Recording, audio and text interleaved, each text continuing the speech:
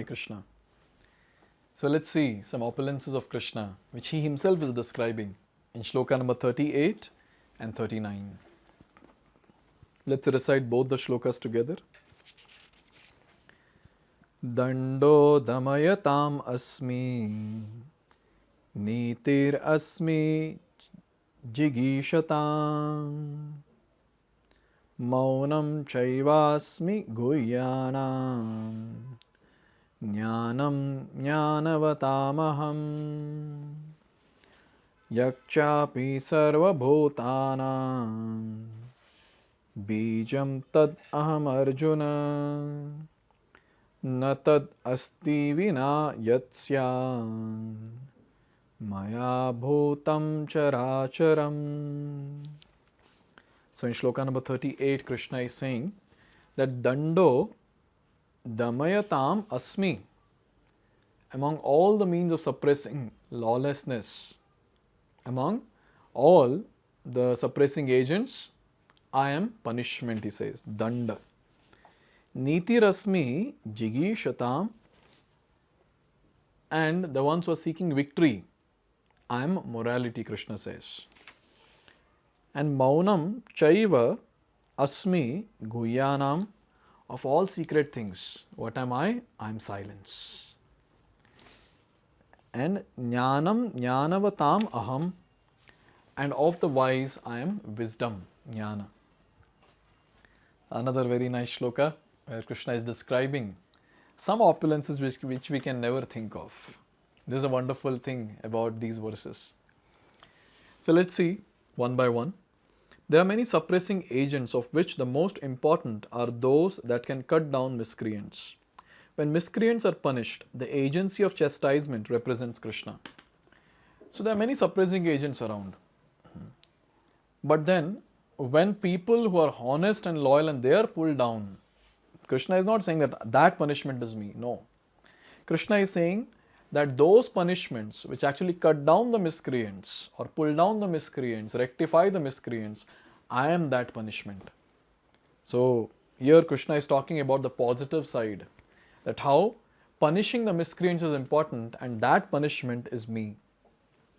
And then he continues, he says, among those who are trying to be victorious in some field of activity, the most virtuous element is morality. So I'm sure that all of us in our day-to-day life are trying to be victorious. In any field, doesn't matter which field we are in, but we all are trying to be victorious. But one important thing that we need to understand is we can be victorious either by some negative path or by positive path. But a very important aspect is, as devotees, as students of Bhagavad-gita, we have to walk on the positive path, come what may. At times, maybe we'll see, people walking on the negative path, they are flourishing like anything. But how does it matter? Because we are not here in this world to impress people. We are here in this world to impress Lord Sri Krishna. And here Krishna is saying that I am morality. So when we follow the moral and ethical values and when we lead our life, doesn't matter. Sometimes we have to take trouble. Sometimes we have to go through some critical situation because we're choosing the right path in this dark age of Kali Yuga. But Krishna will notice this. Krishna will make sure that he will give us a good destination. So it's a very important thing to analyze, am I on the right path or not? Or am I taking some shortcut to get the work done and be victorious? Such victory can never be appreciated or will never be appreciated by Krishna. This is very, very clear. So when we are following morality, at that time Krishna becomes impressed, because Krishna here himself is saying, see, he could have said that in victory I am everything. But he's very clear, he's saying, in victory I am the most virtuous element, and that is morality. And then here it is said that among the confidential activities of hearing, thinking and meditating, silence is most important, because by silence one can make progress very quickly. Now silence or maunaṁ, we need to understand what it is. Silence doesn't mean we put a zip over our mouth and remain like that. No. Silence for devotees, for Krishna conscious devotees, it means speaking only about Krishna, chanting the holy names of Krishna, Hare Krishna, Krishna Krishna, Hare Hare, Hare Ram, Ram Ram, Hare Hare. So when we chant the Hare Krishna Mahamantra, when we glorify Krishna, sing Krishna's glories, when we sing Krishna's pastimes, speak about Krishna, hear about Krishna's wonderful teachings from Bhagavad-gita and repeat the same, that is considered as silence. So when we say mauna, we are actually talking about being silent to the material aspects of this world.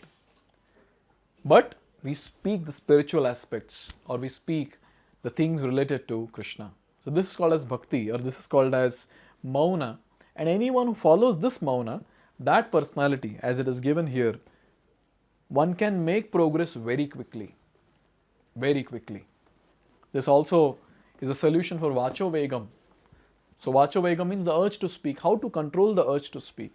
This tongue, the boneless muscle which is there in our mouth, is the cause of all the problems that we have in our life. So if we can control this boneless muscle somehow, then we can do great feat in our life. And how can we do that? Just speak about Krishna, just sing Krishna's glories and chant Krishna's holy names. Just by doing this, the urge of speaking will be satisfied and will remain safe, will get lots and lots of spiritual punya and keep progressing in bhakti with lot of taste in devotional service. And finally here it is said, the wise man is he who can discriminate between matter and spirit, between God's superior and inferior natures. Such knowledge is Krishna himself. So who is a wise man? Not the one who has got many degrees on the nameplate. Wise man is the one who understands the difference between the matter and spirit, body and soul. The one who does not consider body and soul to be one, but he understands they are two different entities. Such a person is called as very intelligent. Why? Because such a person will progress on the path of bhakti. Others cannot. Others will just be atheistic. So in the next shloka, shloka number 39, Krishna is saying, Yat cāpi sarva-bhūtānāṁ bījaṁ tadahmar Arjuna. I am the generating seed of all existence, Krishna says.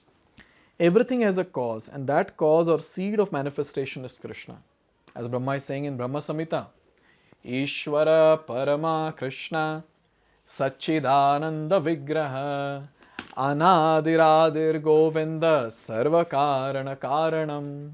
So Krishna is very clear, or Brahma is very clear. He is a secondary creator, but he himself is saying, who is Sarva Karanam? Govinda or Krishna. He is Sarva Karanam. So it's here also Krishna himself is saying that I am Sarva Karanam. I am the cause of all that exists. I am the generating seed of all existence. And then the next one he says, Natad asti vinā syān mayā bhūtaṁ carācaram. There is no being moving or non-moving that can exist without me. Very confidently Krishna is saying this. So without Krishna's energy, nothing can exist. Therefore, he is called omnipotent. Without his potency, neither the movable nor the immovable can exist. Whatever existence is not founded on energy of Krishna is called maya, that which is not. So this is a very important point to note, that anything and everything that we are seeing in this world is working because of Krishna's energy. Obviously, energy and energetic are non-different, they cannot be separated. But just for our analysis purpose, we say that this entire world is sustained by the energy of Krishna, or is sustained by Krishna himself. If we just remove Krishna from the picture, nothing will remain.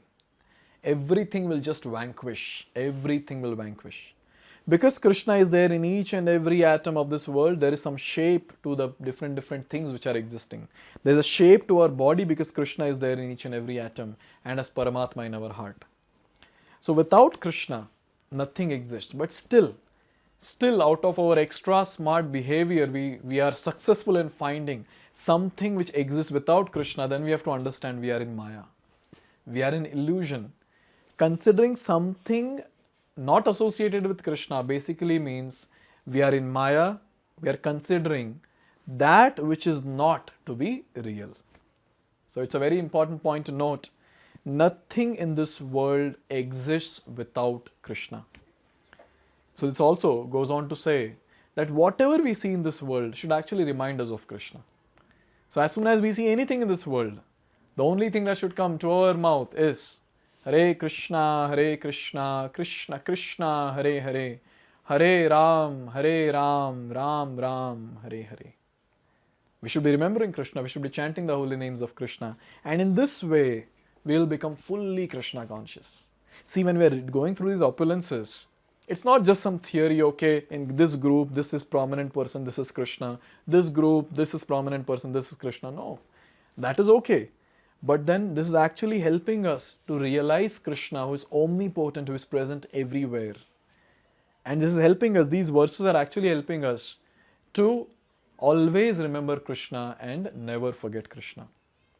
So let's continue and see Krishna's endeavor in making us remember his wonderful form and his holy name in next few verses. Hare Krishna. Hare Krishna, Krishna Krishna,